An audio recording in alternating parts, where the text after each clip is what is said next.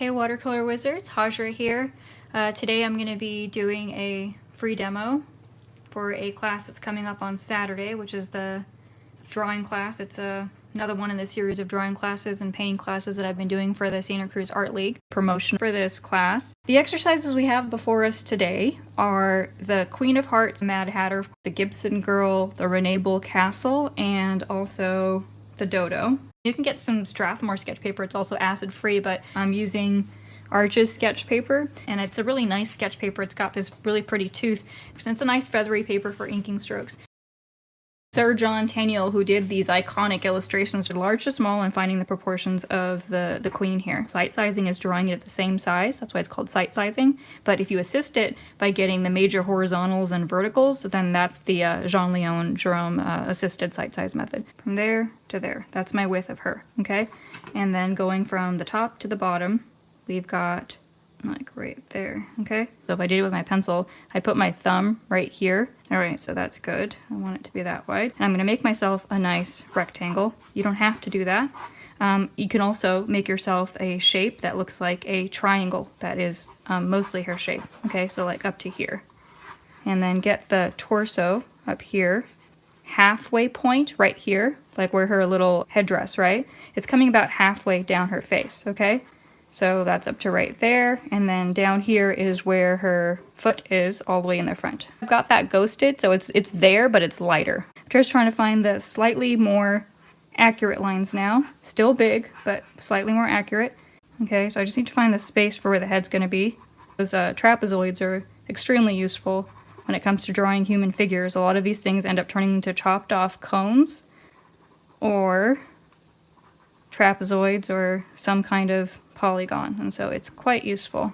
I want the whole arm to be the length of that, so that means it actually stops right there, which means that this is further back over here. So I'm just correcting, see?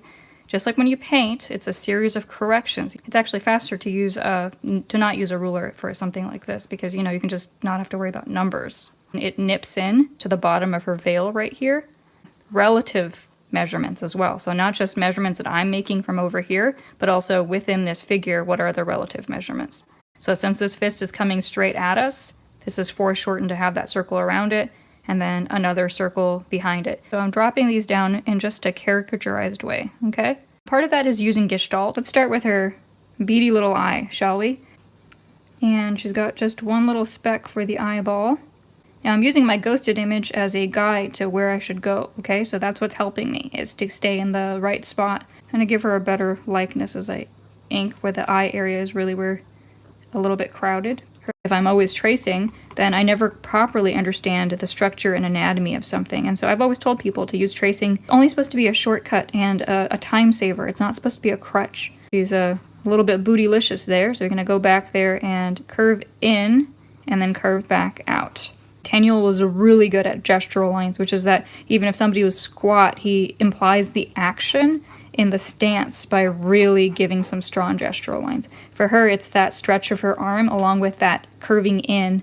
Again, put a line down the center when you're doing this so you can keep your lines all parallel to each other, and then come back and put the lines in between. And that keeps your lines more parallel. And you can always come back with white to retrieve more of a highlight if you ever needed to. 0.4 and 0.5 to do the inking today, so this is the 0.4 one. The other ones will probably be the 0.5. She's got a rather big nostril. It's part of what's making her a caricature, because people don't typically have nostrils that are such gaping maws. The more you draw, the more confident you'll feel about drawing and painting properly. It'll take away all that panic that you have when you're drawing or painting, and that's a great freeing feeling. It really is. It's like, you know, oh, okay, I don't have to worry about that. I can worry about other things. I don't have to worry about that. Practice, that's basically the best teaching advice. It might seem simple or redundant, but it's actually true.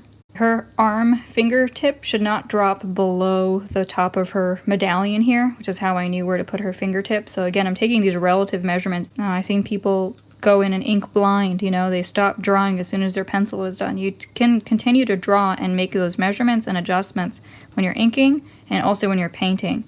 You're going to need to if you want it to be good. Make sure these shadow lines are curling in a contour around her arm. They shouldn't just be straight hatches. Okay. Now, Sir John Tenniel did a lot of amazing political cartoons for Punch magazine. He had this capacity to caricaturize that is a hallmark of successful political cartoonists. Just, oh, it's so relaxing to me. I just feel so much joy doing this. Just tell yourself it's not a big deal. You can try it again. You can try it again. And it's just for fun, just for fun. You go large to small when you're doing the actual drafting. But when you're doing the inking or the painting, probably best to go from hard to easy, because that way you can reduce your stress if you are, stressed out about those parts turning out okay or not. And I've said this before, Tenniel was not happy to be remembered for just the Alice in Wonderland illustrations, because he'd done so much other sort of political work and actually wanted to be remembered more for the serious stuff. And if it was other stuff, then maybe oil paintings and stuff, but he didn't get remembered for any of that stuff. Nowadays, he's just remembered for the Alice in Wonderland illustrations. And I always mention that story about him losing his eye during that fencing joust with his dad for another reason, which is to say that he had very good moral character, because he lost an eye fencing with his dad and never told his dad about it his whole life because he didn't want his dad to feel bad. Try to taper as you lift off so they're not just, just big meat hook strokes coming down there. See how he does hatching, cross-hatching, and then multi-hatching coming back to add all of those shadow lines, and that's what gives it that complexity. A double line coming down like this, and then after that he follows the curve of the form in a tapering stroke. So taper and curve. Little C lines all the way up the top. Alright, I'm just getting the last of this wheelie spiral area. This is very Zentangly to me. This is almost a Zentangle study. And it gives you that intestines look. It seems like you knew exactly how to do that. How many times have you drawn folded intestines? I did a lot of digestive system illustrations high school for my physiology and anatomy class, and also in college because I was pre-med. Later on I was just physics without pre-med. It was those chronic hives in chem lab that made me drop out, otherwise I would have been a doctor, because I would come up with drawing assignments for these anatomy classes, and the teachers were so blown away by how much they liked them that they'd hang them up and then tell me for future assignments and they'd give me more extra credit. So I was essentially getting extra credit that other people were missing out on just because I was doing anatomy illustrations. I really slow down and get quiet and become the relaxed version of myself, which I need to be more of, actually, whenever I'm doing stuff like this. So this is not just about learning a skill. This is also about helping your brain and your soul get back to something that we don't do enough of anymore. I did this bunny. Now, these colors don't have to be this crazy, and for her I'd follow more of the royal colors. But you see how I really got to play around with the splashy effects and do all that splashiness with everything and make it look even crazy and more dreamlike. That second line where I didn't like it, that's the only thing I'm picking up to correct. That's a really small queen. She's really been diminished in stature. This is the Renee Bull Castle. And we're going to be doing this with proportional division. Just measure the width of this. Transfer back to my paper as the width of the castle, okay? So just like I was doing with the queen, and I said find the major horizontal and verticals, we're going to do the exact same thing here. In this case, this castle is that wide, so I'd come over here and say it's that wide. Make sure I have the pencil line on the other side too. Now I can do the height of it the exact same way, and I think that's all the measurements I want for right now. I don't have to make measurements ad nauseum. You can come back and make more measurements as needed. Again, this is assisted freehand, still mostly freehand, but just assisted with that tool. And it's basically the same thing as you were doing with your finger or your pencil, just a little bit less crude, right? So it's a more refined tool than using that crude measurement method. This is 2-point perspective. If you're doing a landscape, there's actually 5 or 6 types of perspectives, but the most major ones are like 1-point perspective, comes out, and you've got something that is in 1-point perspective and receding back to that one vanishing point back there, okay? And then anything you put here would recede back to that one vanishing point, and that gives you 1-point perspective. Now, 2-point perspective is when you have the thing, the edge is facing you, okay? And you only initially see the edge, and then it is those 2 vanishing points that give you the rest of the dimensions, okay? And then you have that, and then you can match those up. And this is like we were looking down at this building, you know? In this case, we're looking up at this building. This edge is actually closer to up here, and it's receding down to those 2 points, okay? Now, this is just something that you can know for this. I'm not saying you have to memorize all of this right now. This is not a perspective class. We can do a perspective class at some point. Receding down in both directions, okay? So just my knowledge of knowing that is going to help me get that more accurate. Get a little bit of that perspective in there, even if it's just informally. I don't have to use the proportional divider for the whole thing. That's just something that starts you off, you know? Starts you off and gets you going. This is done by Rene Bull. He was a journalist during World War I and World War II, and he visited a lot of these places in the Middle East, and so he was a great candidate to do illustrations that were for the Arabian Nights. So this is an Arabian Nights castle that he had done, going from large to small structural boundaries before you get to the finer areas, because then you don't actually know if it's accurate and you're already doing the details, you know? So it's the same as it is with anything else. This cool, whimsical storybook keyhole entry. That's great. I love that. So imaginative and fantastical. If only real things were as half as exciting to visit. And now I'm just going to ghost it and just bite the bullet and ink it. The horizontals are at an angle because of the receding 2-point perspective, but the verticals are going to be as pretty much straight up and down. He's given them a little bit of character by making them curve a bit here and there just to give that building a bit more whimsy. There's another cutting board right here. It's like a cutting board, headstone, tombstone looking thing. I don't know. I don't know if this man was cooking pizzas at the same time. It looks like one of those blocks you cook pizzas on. These Arabian Nights castles are always a fun treat, though. They really are. Yeah, it's a cool little little structure, yeah. So much more interesting than just drafting, like, you know, a still life. It just reminds me of that St. Basil's Cathedral, St. Basil's Cathedral that I did for that Russian flying ship piece. It was a lot of fun, that piece. Fool in the Flying Ship was a great fairy tale as well. I'll look into that if you don't know what I'm talking about. It's on my YouTube playlist. Shadows are coming in from the right because light looks like it's coming in from this side where the sun is setting. So I feel like it's so peaceful for me. I don't know how it feels like to other people, but for me it's super peaceful. Now remember with the hedge, do these scribbly strokes because it is a hedge and not like a building. So you might have gotten into building mode and actually take some of the lines that are back here and then striate the rest of the sky like I did for that rock piece. The Sinbad being carried away by the rock off of before he touches down and lands on the Isle of Serendib, which is where we get our word serendipity, because he was lucky. He survived because he got dropped on the Isle of Serendib. So when you say something is serendipitous and it's lucky or fortuitous, it's where it comes from, is from Sinbad's adventure with the rock and surviving that. Again, it's on my YouTube channel. You can watch it. It's Henry Justice Ford Master's Study, and it adds a lot of, like I said, grounding with that dark value. It really pulls the piece down. This, and along with that keyhole shape that's right here, you know, there's nothing else here that's grounding it. So it leads your eye to that. It's like arrows, value arrows pointing to this part of it that sort of get you into this direction. All right, so that's that one. Let's move on to our next one. Leon Battista Alberti came up with this method, also called the Albertian veil because it's named after him, where you put a perspective grid basically down of equal squares over a subject, and it helps you transfer it over. Well, this is a Gibson girl. This is from that era. He was a good-looking dude, and he used himself as a reference. And he also used his sister and his wife as a reference. And so he's got a lot of family. I've always said this to people before when I use myself as a reference or other family members, is that what have you got? You've got yourself and you've got your family. It costs money to get models. And so a lot of people, whether it's now or in the past, use a lot of family members' help. A part of teaching the 5 methods or different methods here is that you get to learn which one it is that works for you. You are going to have to keep this even and accurate, because if you make uneven squares, your drawing will be distorted as well. But for a giant piece, I mean, people use these for murals a lot. Great way to make something larger and smaller is to just use the grid. So that's definitely a big benefit of it, even if you don't use it for anything else.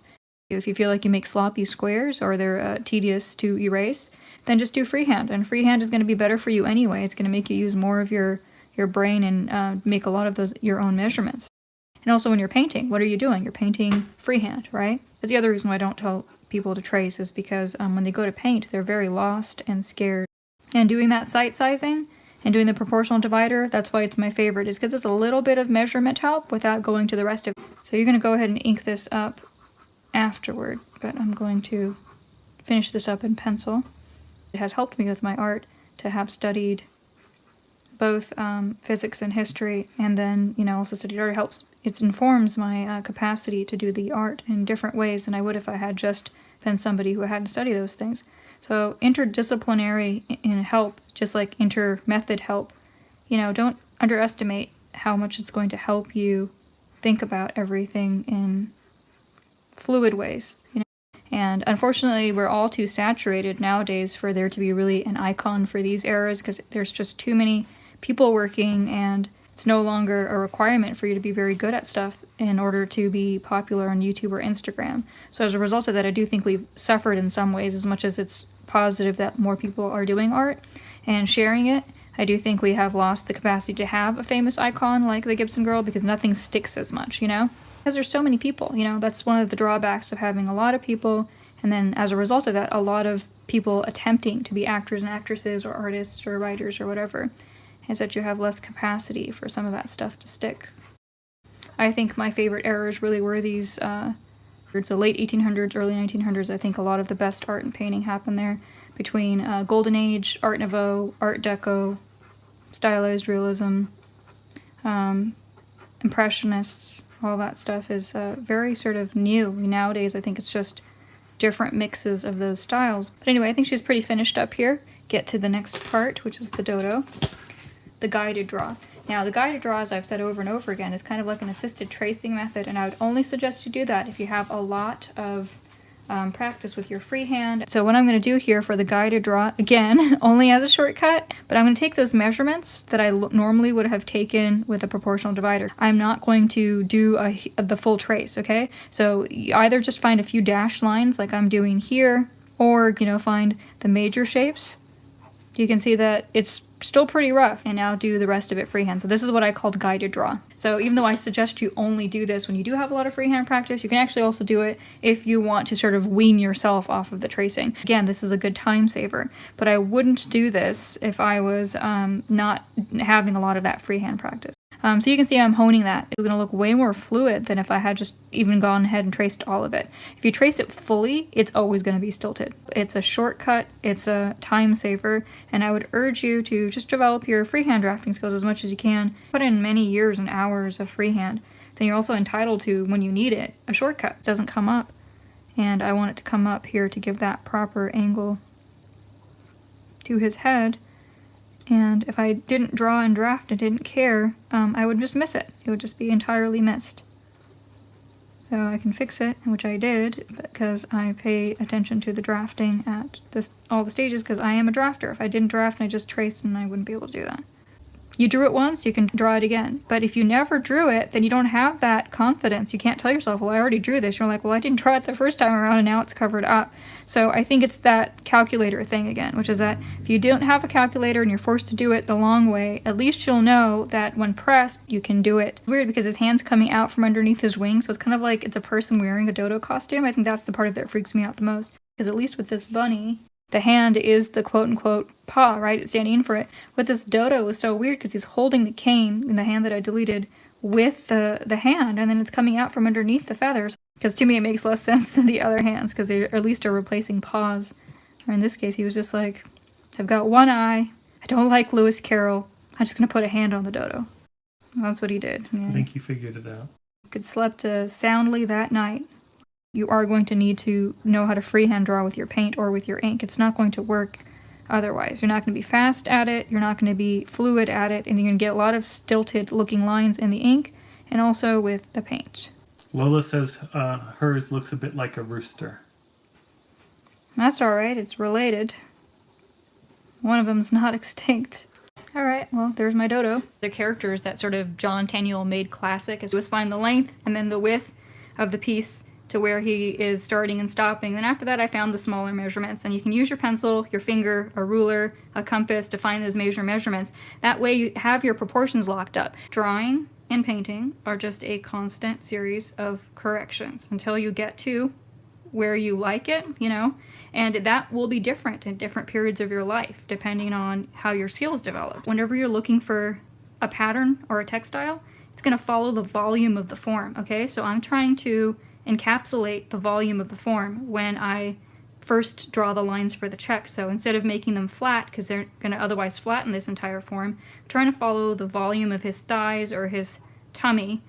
Observation is like more than 50% of your painting. So the closer you observe your painting, the more likely you are to already have most of it done even before you set your brush or your pencil or your pen to paper. Follow more of a losing and finding edge ink line, which is in some areas it's thicker and some areas it's featherier. So you can kind of see that here where he's got some featherier lines showing up, but in other areas you've got thicker or double lines. Okay, so it depends on the density of that area. Is there more shadow there? Is there more light there? It'll naturally guide you towards knowing if your ink lines are going to be lighter or thicker in that area.